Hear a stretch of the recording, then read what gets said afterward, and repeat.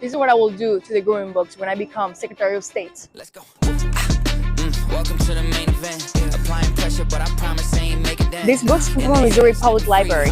When I'm in office, they will burn. Yeah, that's real. That's real. That's 24-year-old candidate Valentina Gomez from Missouri running for Secretary of State, filmed by her mom, who I think is also her main campaign donor and her campaign manager and everything. But that's it. She allegedly checked those books out from the Springfield Public Library, not an elementary school, not a kids' library, okay? Those are books that are meant for teenagers, and they're in the special section. She checked them out and said, as Secretary of State of Missouri, she's going to burn books. Folks, history may not repeat itself, but goddamn, the rhythm sounds the same, doesn't it? Follows the same beat. This is the actual candidate. Is she going to win? I don't think so. But my God, that's the face of the Republican Party today.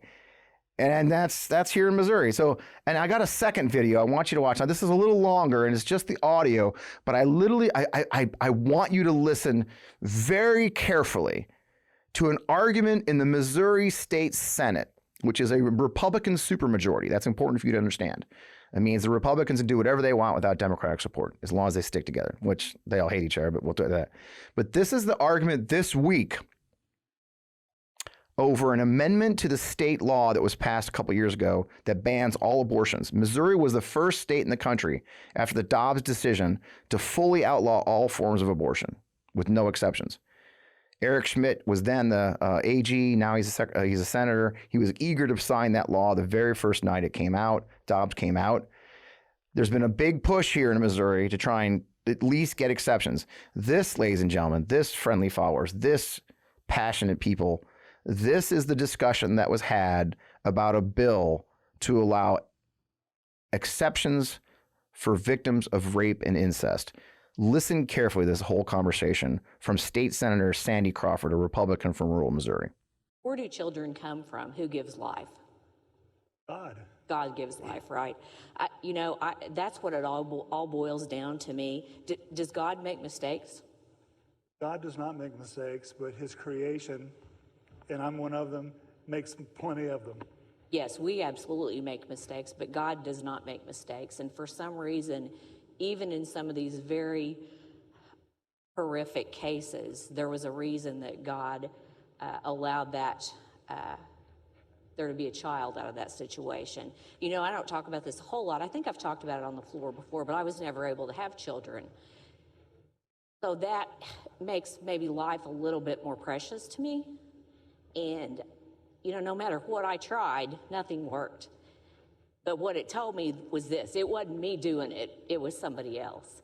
And so I just wanted to make the point, and I thought it was really important that females on the other side of the coin spoke on this. And so, but I wanted to use you kind of to bounce some things off of, because I knew you were kind of down the same line as I was. But I just want us to think about that. And one of the other senators was talking about God and religion a lot, but I just wanted to bring out the point that, you know, God is perfect. God does not make mistakes, and for some reason he allows that to happen. Bad things happen. You know, I'm not gonna be able to support the amendments because I am very pro-life, regardless of what anyone might think, but it is very important to me. You heard that right. At one point, I believe she said that rape, while mentally taxing, is God's plan. And therefore, she would vote against a bill to allow the victims of rape and incest.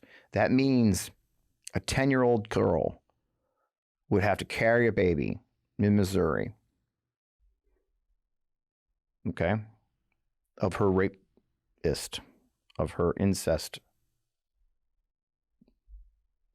person. Okay?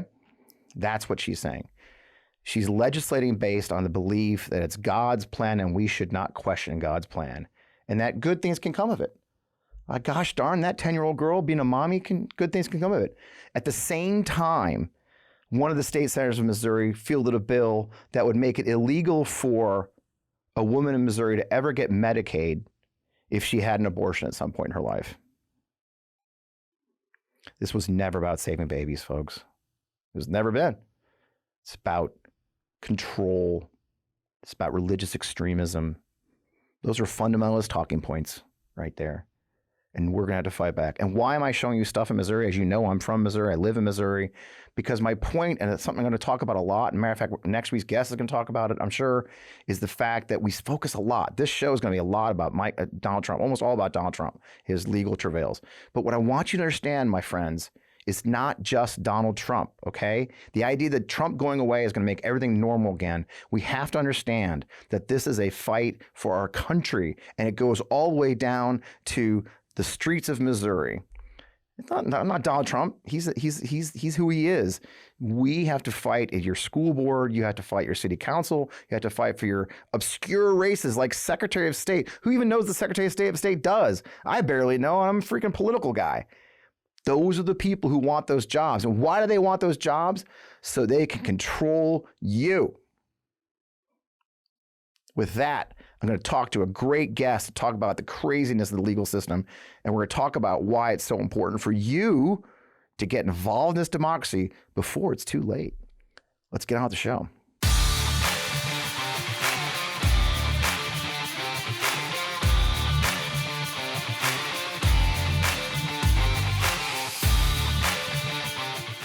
Oh, man. Welcome. Obviously, there's a lot to talk about. You know, every week I say it's been a crazy week, but holy man, this week was especially nuts. You know, we usually record on Wednesdays, as you guys know. Thank God with scheduling conflicts, we're doing it Friday because so much has happened. And so I'm thrilled to welcome Professor Austin Surratt. He is a political science attorney. He's with the William Nelson Cromwell Professor of Jurisprudence and Political Science at Amherst College. A million other things in your bio, sir. Written, co-written, edited more than 50 books in the fields of law and political science. Austin, thank you for joining the show. I really appreciate you being here. My pleasure. Looking forward to the conversation. I know you're a busy man right now, so let's just jump right into it. The biggest thing that everybody's been talking about overnight, President Biden's reaction to it, this special counsel report. You've been a lawyer, you're a political scientist, both. I mean, it was really, it's making people insane. And I'm not a lawyer, but I've dealt with enough to know that it was there's a lot of weird editorializing in there, it seemed like, and it was completely bizarre. What's your take on this whole debacle that report represents? I think the report exemplifies something that is pervasive in American society, but is often not named. But what the report exemplifies is ageism on every page. Wow. Yep. It isn't just that it references Biden's age, but it references Biden's age in ways that convey a kind of prejudice. The way it describes the president as a kind of well-meaning 80-year-old but forgetful human being, the way it references things like his inability to remember the precise dates when he was the vice president of the United States, the way it references his alleged inability to remember the precise year or date that his son passed away, those are marks of ageism. Right. And ageism, I think, is a kind of the last acceptable prejudice in the United States. That's just to focus on that narrow issue. The whole thing comes across to me as confusing the legal and the political. Yeah. It's as if what the special prosecutor was trying to do was to accomplish a legal end, to make a determination about whether the president violated any federal laws. And along the way, in addition to accomplishing the legal end of making that judgment, it's as if the special prosecutor was trying to do what James Comey did in 2016, which is to put his hand on the scales of judgment in a presidential election. Right. And it's just unheard of. I mean, the legal argument, I mean, I've seen so many great analysis of it. I mean, in one page, he's saying that he clearly took this evidence and hid it. But 200 pages later, he's saying, well, there really isn't enough evidence to prove that. It's just like, and so he went this bizarre editorial content, and I'm Frank, I never seen it like it. I mean, it reminds me of some lawsuits libel lawsuits, but to see a prosecutor put these things in there to paint such a clear picture of what he was politically editorializing. I mean, was there a mistake by Garland? I mean, putting this guy, I mean, he's a Republican, her's a Republican, right? I mean, do you think there is a mistake right at the foundation of this whole thing, or how do we get here? Prosecutors, all of them, including so-called special counsel, have enormous discretion. Yeah. Enormous discretion. I mean, what I think most people don't realize is that once a prosecutor establishes probable cause, a prosecutor can choose to prosecute or not for good reason or bad reason or no reason at all. Right. Now, this HERS report didn't recommend prosecution, so we're not going to see that kind of post indictment or post determination that there's probable cause exercise of prosecutorial discretion. But what you see in the report is an example of the enormous discretion that prosecutors have. No one tells them you can only talk about this and you can only talk about that. Right. So it's a discretionary judgment what you put in that kind of report, and I think that it's, as I said, it mixes the legal and the political. Do I think that Garland made a mistake in appointing this person? No, I don't. Okay. I think the mistake was in what the person did. Yeah. In fact, what Garland did, I think, exemplifies something really good and important, and that is the belief that it doesn't matter what your political party is, that if you're a prosecutor or if you're a judge, it's not your political party that should lead your judgment. It's the integrity of the judgment itself. So the idea that Garland would appoint a Republican special counsel, there's nothing wrong with it. In fact, I think that's a sign of the health of the rule of law in the United States, even if this particular special prosecutor didn't exemplify the best that the rule of law holds out. But for a person like me, who's just a civilian, if you will, I've never been a lawyer. I've hardly even spent any time in court, thank God. I may be soon, but I haven't. And it feels like, and something I talk about a lot in my political work is there is a bygone era. We say this a lot about Mr. Biden and Ms. Pelosi and Chuck Schumer, is that they are people or older people, nothing else, of a different era of politics where there was congeniality, there was a professionalism, there was a recognition of professional standards. And I think Mr. Garland does that too in a lot of ways. But as a lot of us feel, especially I think younger, and you teach young kids, is they don't see it anymore. What they see is, like, for a guy like me as a pure political hack on the left, especially, I kind of saw this coming. Do you know what I mean? I mean, if you the right especially has used these opportunities for political gain, and that guy wrote. I just feel like the guy wrote that line, especially a couple of the lines. He knew they'd be clipped, and he knew they'd be used over and over by the right wing media. It feels like, in some ways, for a lot of us, a self-own. But do you see that in your work, that there has been a shift? There's a politicalization of a lot of things that should be non-political, should be professional, and this one seems like one of those times to a lot of us. I don't want to draw false equivalence because I have my political affiliation. Yeah. But I think the thing that you are describing comes not just from the right, it comes from the left as well. Yeah. A lot of progressive academics, of whom I would say I am one, spent a very long period of time saying, oh, there's no difference between law and politics. Mm-hmm. So what happens if we send the message out there that there's no difference between law and politics, that, oh, law is just a masquerade for a political agenda? Well, that may be descriptively accurate, but what it does is it invites people to enact what we just described. Yeah. So, look, Michelle Obama offered up formula. It's a very hard formula. I'm not sure it's a formula that needs to govern all of our political lives. Michelle Obama said, when they go low, we go high.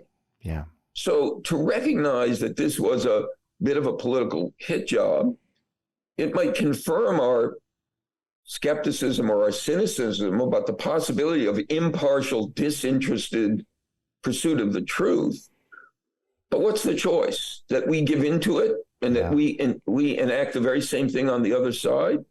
I think what we should do is we should criticize it, and we should point out its failings, and we should hold the standard of impartial, disinterested judgment as the standard of criticism that we use, and not just give in to the cynicism of, well, it's just another political hit job. I love it. I think it's a great perspective. And you've been doing it a long time, and you've seen the arc of these things probably even much more than I have professionally. But we did have a good example of how it can go right? I think if we go back to the D.C. Circuit of the Appeals Court ruling, which is being described by many smarter people than me as an airtight ruling on the immunity, the exceptional ruling argument, that almost kind of has what you just said, sir, is like it goes back to the proper prosecution of the law. Those were, one of those were Republican appointed, two were not. But Right. they worked very hard. They took their time, which was frustrated a lot of political people, right? But that's a very good ruling, right? I kind of think it does make your point, doesn't it? That ruling was based on the law and very clear in its thing. Was that your take on that ruling as well? Yes, I thought it was a model of legal reasoning. I thought it was a model of careful analysis. I thought it was a model of taking the arguments presented, each one of them, and treating them thoroughly.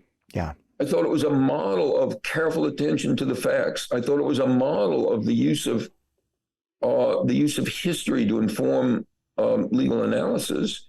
And as you pointed out, and I quite liked, two judges appointed by Democrats, one judge appointed by a Republican, and they issued this unusual form of legal opinion, the per curiam opinion for the court, because they wanted to send the message that this was not simply the expression of a judge.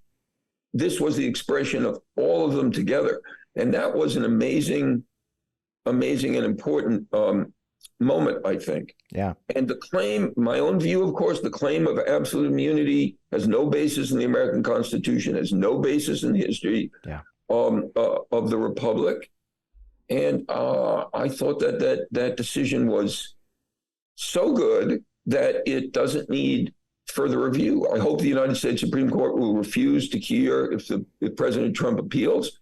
I hope the court will refuse to hear it, because I don't think the Supreme Court can do any better than was done by that panel of the D.C. Circuit Court of Appeals. That's quite a statement, because we have been disappointed a lot, right? We have seen some, the Florida case is dragging on. We're seeing some, manipulation, it feels like, of the rules and the laws. But these three judges came out strong with an airtight case, and it kind of does play to what we've struggled with the Supreme Court of taking on these very political cases, which did happen this week again, right? The next case we talk about, of course, is the arguments yesterday in support of knocking Trump off the Colorado ballot. I actually had one of the plaintiff's lawyers here on the show not 2-3 weeks ago, Mario Nicolas, and that a lot of experts have listened into the arguments, and there was a lot. It sounded like there was a disappointment, but I think for our conversation, it felt like they were just trying to find a way to not have to do this, right? Like not take the position of kicking him off the ballot, which is they're looking for that safer space, leading us to say, with the D.C. Court of Appeals being such a strong case, it does give them the safety of saying not good enough, right? Is that your? Do you think that was their goal, the court?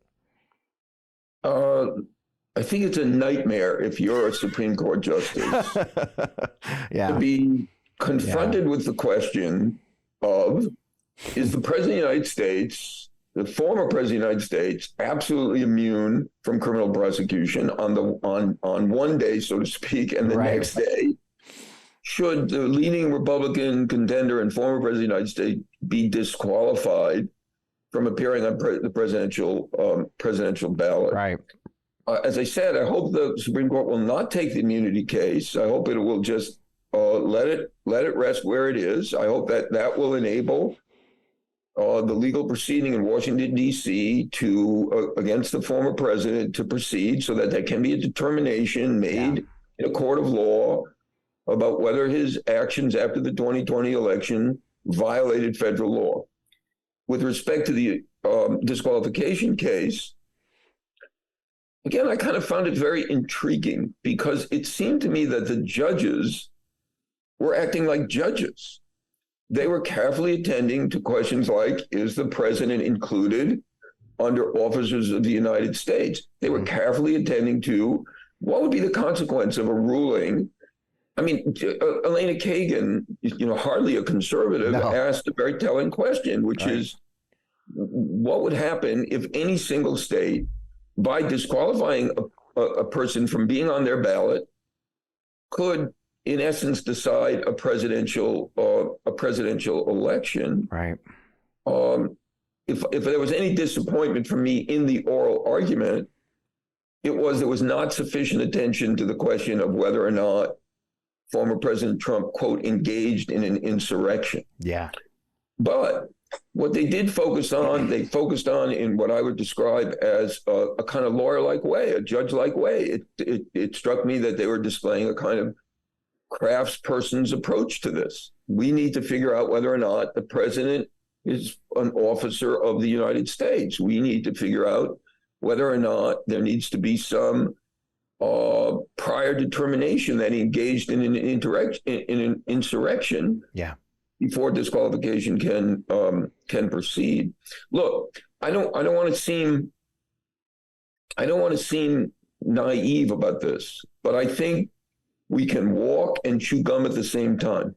We can call out the politicization. We can call out the use and misuse of legal process for political ends. We can call out the special counsel for the ageism of the report that he produced. At the same time, holding firm to standards that say, actually, it makes a difference if you're impartial. Actually, we believe that impartiality can be achieved and can be demonstrated. Actually, what we want judges to do is to pay attention to the law, not just to their political goals. So I think it's important to be simultaneously realistic, but also aspirational. Right. And actually, let's take a pause right there. That's a great place. So we have great sponsors this week. Let's pause just for our sponsor. Come right back. If you're like me, you understand the pain of finding out what to wear each day. I mean, most clothes I have are uncomfortable, never actually the size I really am, and not to mention how much time is wasted trying to find a good outfit. And when you do have a good fit, you can only wear it for a few hours. We have to change for an important meeting or dinner, find a new outfit. Now, everyone wants to dress well at all times because, simply put, it's a confidence booster, even for men like me. Men's closets were due for a radical overhaul and reinvention, and Rhone stepped up to the challenge. Rhone's commuter collection is the most comfortable, breathable, and flexible set of products known to man, and here's why.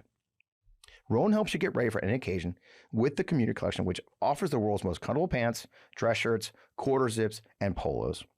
You've never have to worry about what to wear when you have the Rhone commuter collection. With Gold Fusion anti-odor technology, you'll be smelling fresh and clean all day long, and on top of that, Rhone is 100% machine washable, so you can just ditch it all in the dry cleaner or ditch the dry cleaner completely, put it all in your own washing machine yourself.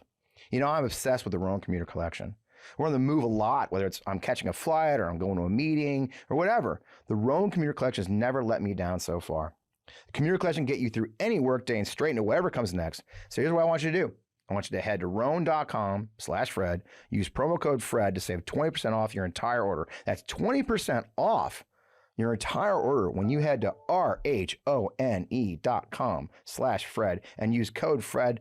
It's time for you to find your corner office of comfort. Check out our sponsor, Rhone. I hope you'll buy some outfits today. And we're back. So we left off with the aspirational idea of these court rulings being appropriate and holding them to it.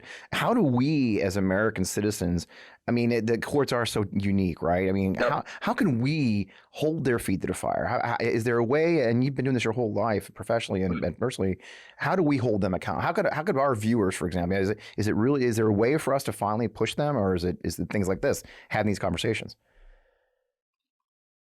I want to, if you will, avoid the question the way you've asked it. And, perfectly okay. and focus on quote what we can do. Okay.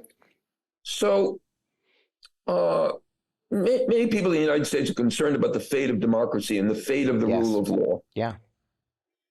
Those concerns are absolutely appropriate. They're absolutely appropriate. No doubt about it. But there's something each one of us can do.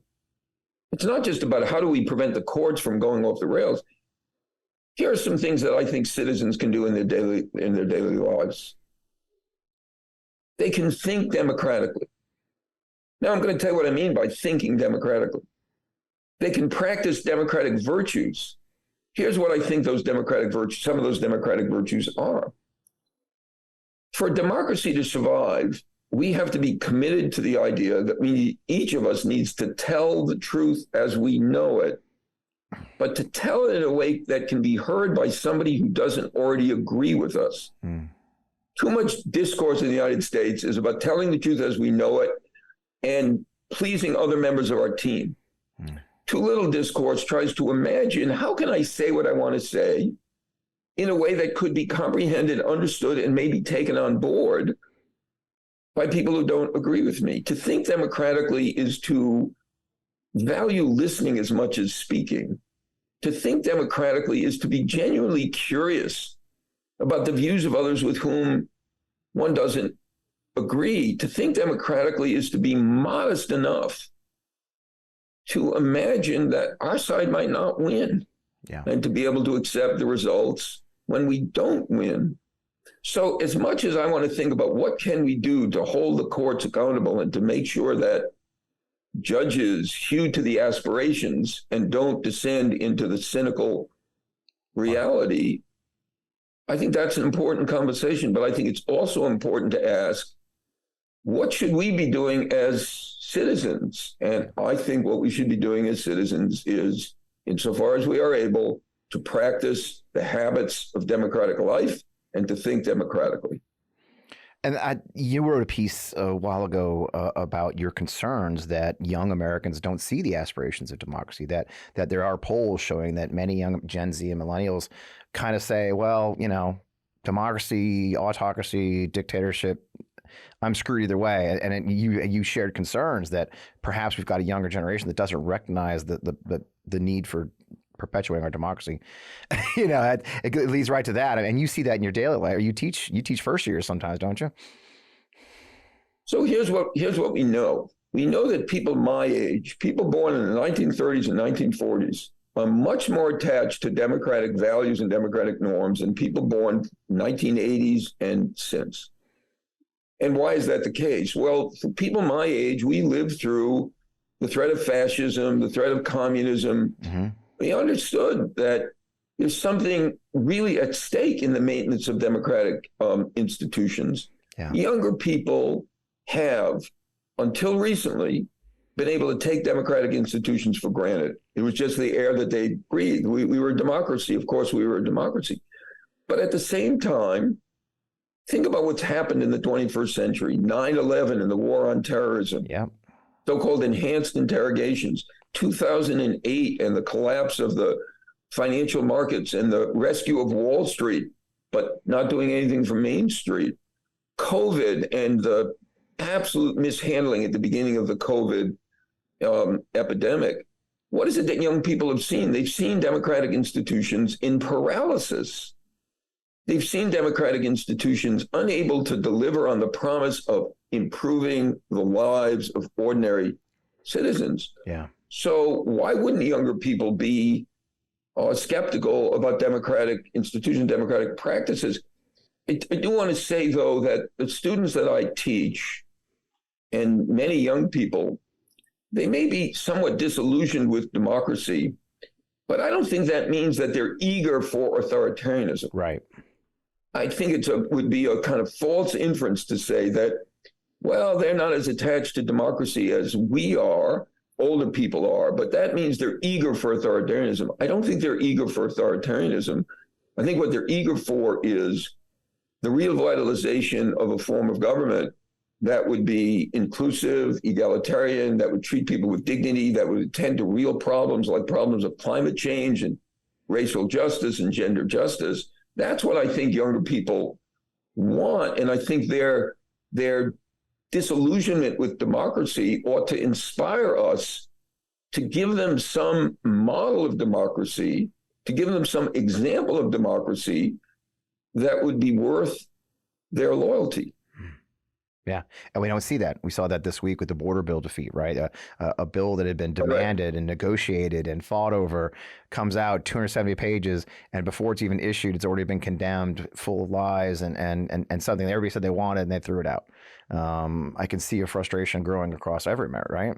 Well, I think it's this is an example of the paralysis which has affected and afflicted, I think, our national government. It's a miracle when legislation gets passed that reflects a kind of what the American people want. I mean, the American people want gun control. Well, we got some gun control, not a lot of gun control. Yeah. American people want reproductive rights. Well, we're in a battle for reproductive rights. So I think that's right. I think the thing that we goes back to the realism and aspiration. We have to acknowledge the reality of democratic dysfunction, but not give up on the aspiration of democratic life and democratic culture and thinking democratically. Yeah, and show it work.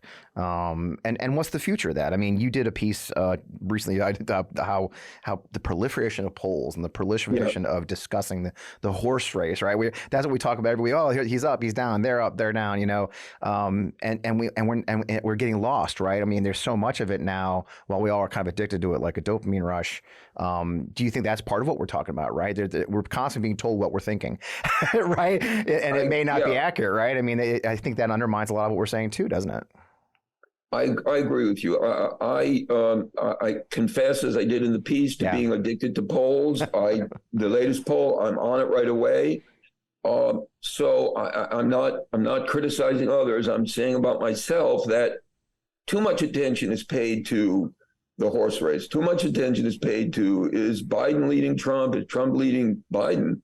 What we ought to be paying attention to is mobilizing to advance causes that we believe in, voting, supporting candidates who we think are going to provide effective solutions to pressing problems.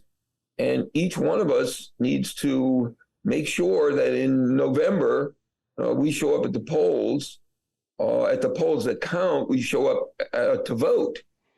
And that's what counts. That's far more important than, well, today Trump is up by 5 points or down by 5 points. That occupies far too much of our attention. Politics, especially American politics today, is not a spectator sport, and we can't afford to be spectators. And our democracy will not survive if people sit on the sidelines and entertain themselves, amuse themselves by reading today's or tomorrow's or the next day's poll results. Yeah, and that's where we have to motivate our fellow citizens. And it's something I say a lot is I joke on the show a lot that, you know, if a poll comes out or a story comes out that says, if the election was held today, I would say, okay, stop right there, because it's not, or tomorrow, right? It's not. The election's in November.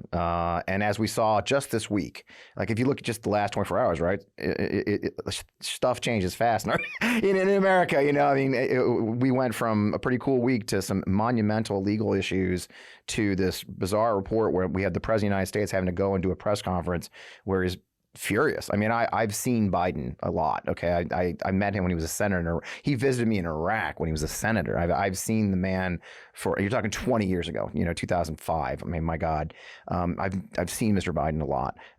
That was visceral anger from a man who tries to avoid visceral anger, right? And so it is easy to get lost in these day-to-day fights. But the larger fight is for the larger democracy, isn't it?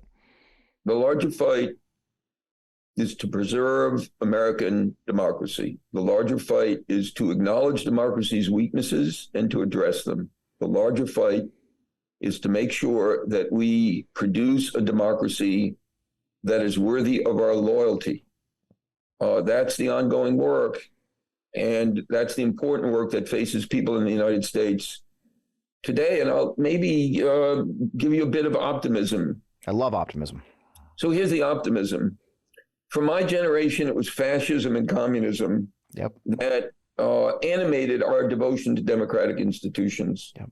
Maybe for the younger generation, they have been shaken out of their complacency by what's happened since 2016.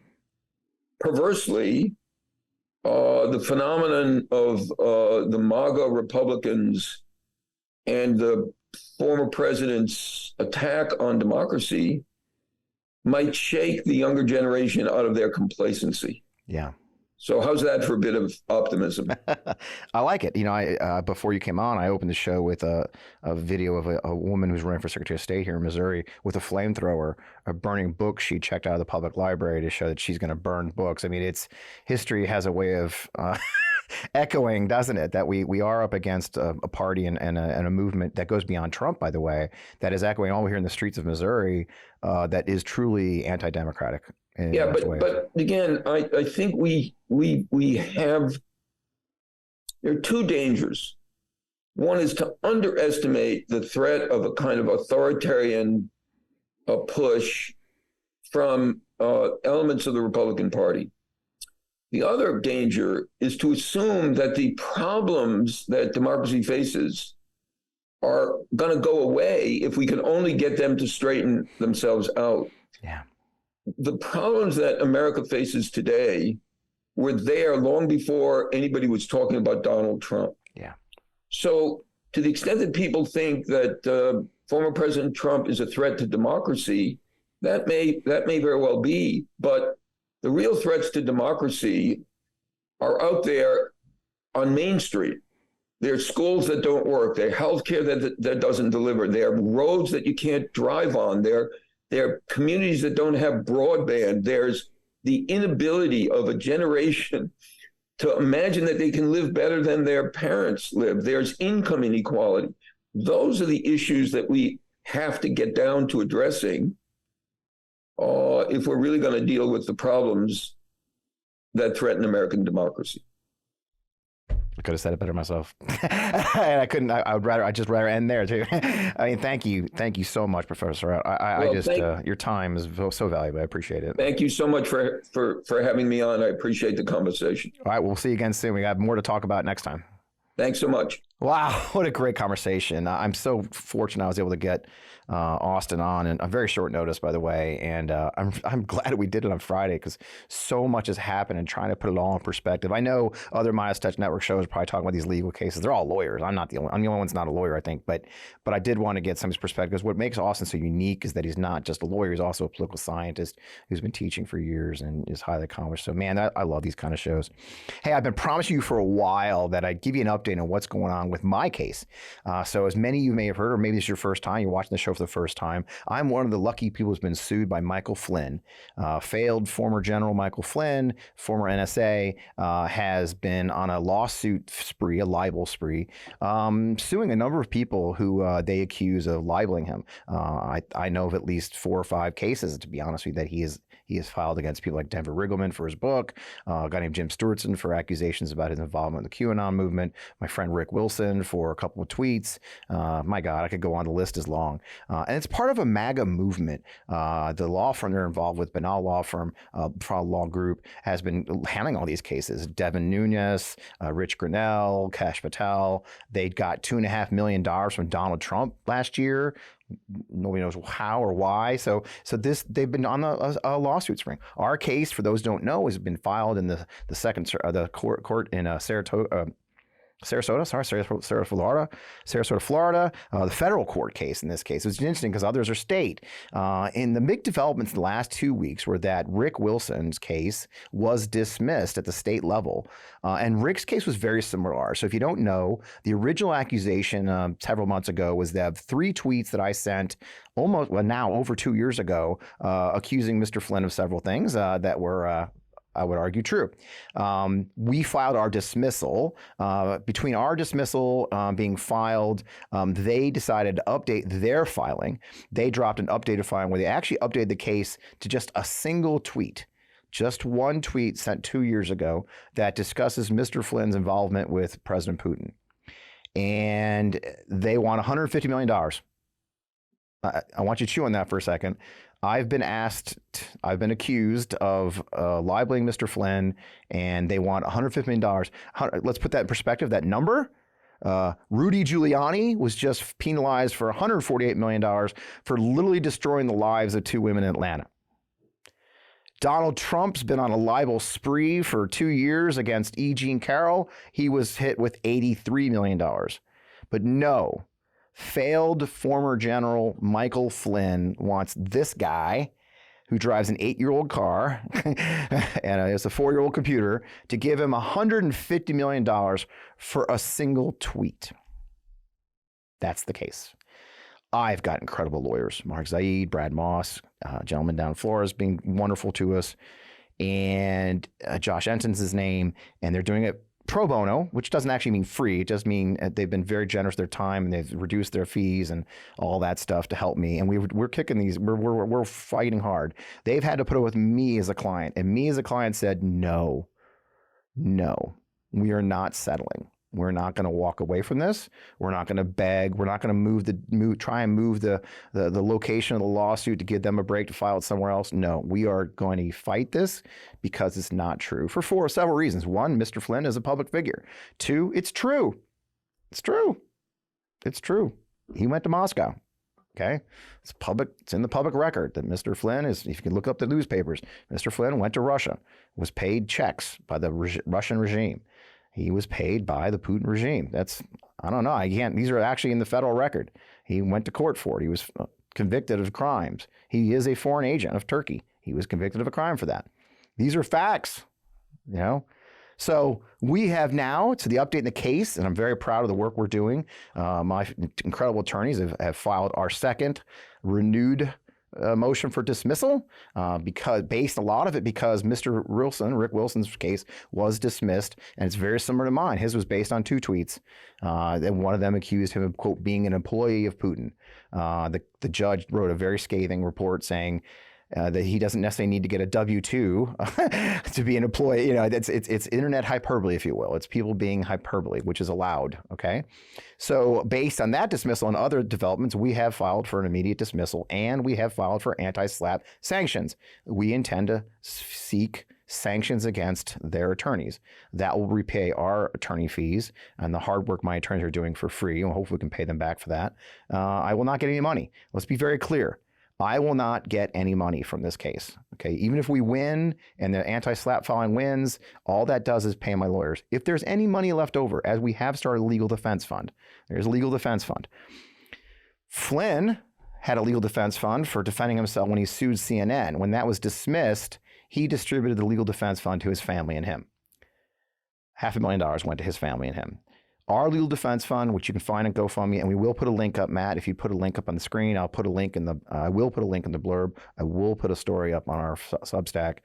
It's on GoFundMe. It's defend democracy against MAGA lawsuits. Our funds, if there's any left after the lawyers pay their fees and travel, I'm probably going to have to travel to Florida for a hearing on the SLAPP sanctions. We're going to do that in person. If the case isn't dismissed, I'm not going to lie, folks. I'm not rich. I know you see me here and you think so. I'm not. I'm an average guy. I do this because I care. If it goes further, if we have to go to depositions, if we have to go to more, then the fact is that it'll cost a lot of money at that point. You know, flying in experts, expert witnesses, it gets fast, it gets ugly, and that's their hope. Their hope is to drain our bank accounts. Their hope is that we'll give up. Their hope is that we'll settle. I will not. I'm not. Just not going to do it. Principle, morals, and for what I stand for denies me any idea of giving in to someone whose goal is to threaten and intimidate people who speak up. I won't do it.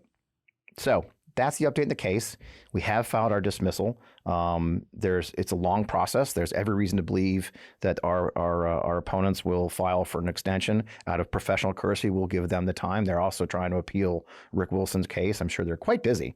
We will, as professionals, give them their time. But in the end, we will continue to push for a dismissal of this outrageous case, this ludicrous amount of money, and the stupidity of it all. And no, if Mike Flynn's lawyers are watching, I hope you're billing them. I'm not giving you a dime. Not a damn dime of my money is going to you. Ever. So that's the update in the case.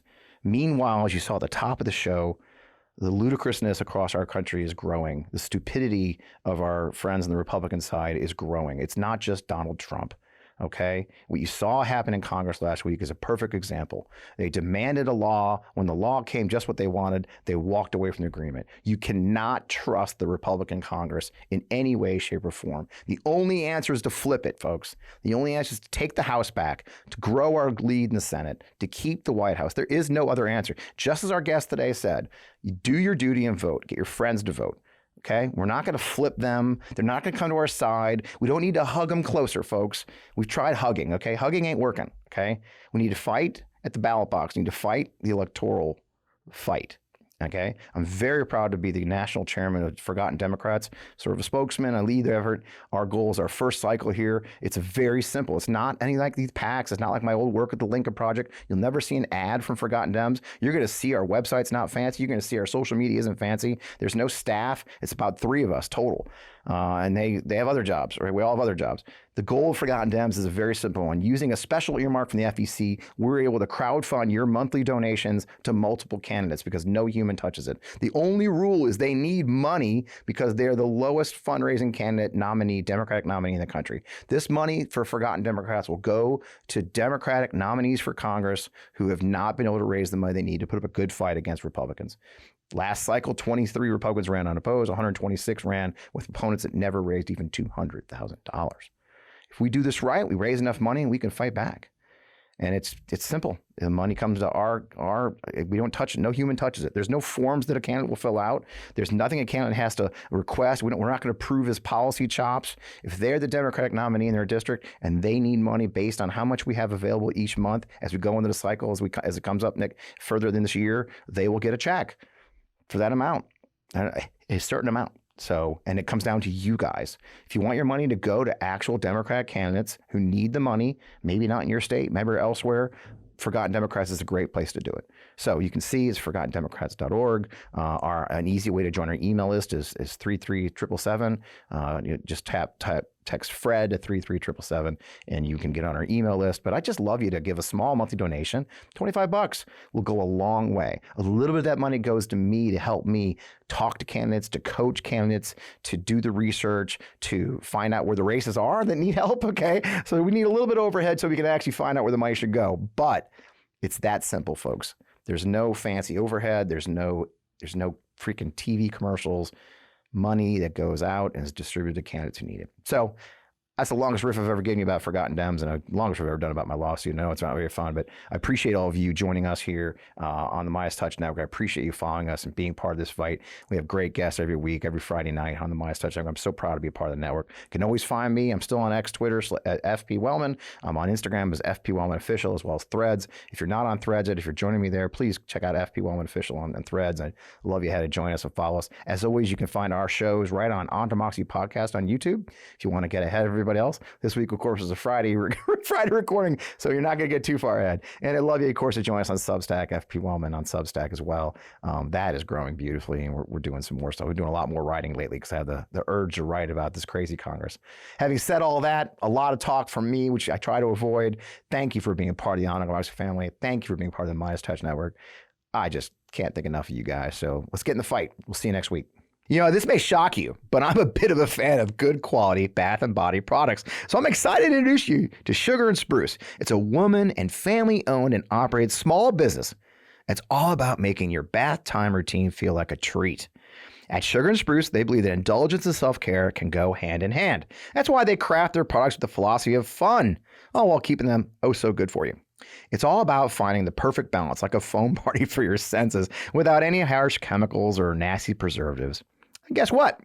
They've got a little something for everyone under their umbrella. That's right, ladies, gentlemen, even the little ones can enjoy the magic of Sugar and Spruce bath products. It's a bath time extravaganza for the whole family. So, look, whether you're a bath aficionado, a bubble enthusiast, or just someone who wants to add a sprinkle of joy to your day and have a great start, Sugar and Spruce has you covered. They got bath bombs that sizzle, bath salts that transport you to a serene oasis, and handcrafted traditional soap, which I just love, to make your skin feel fresh and clean, as well as a line of products just for men.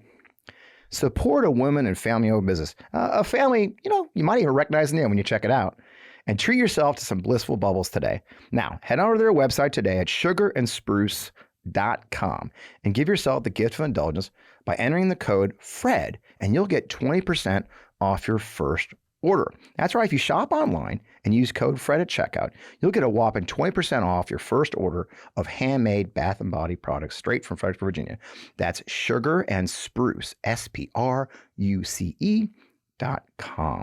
Sugar Spruce bath products, where the everyday routines become extraordinary treats.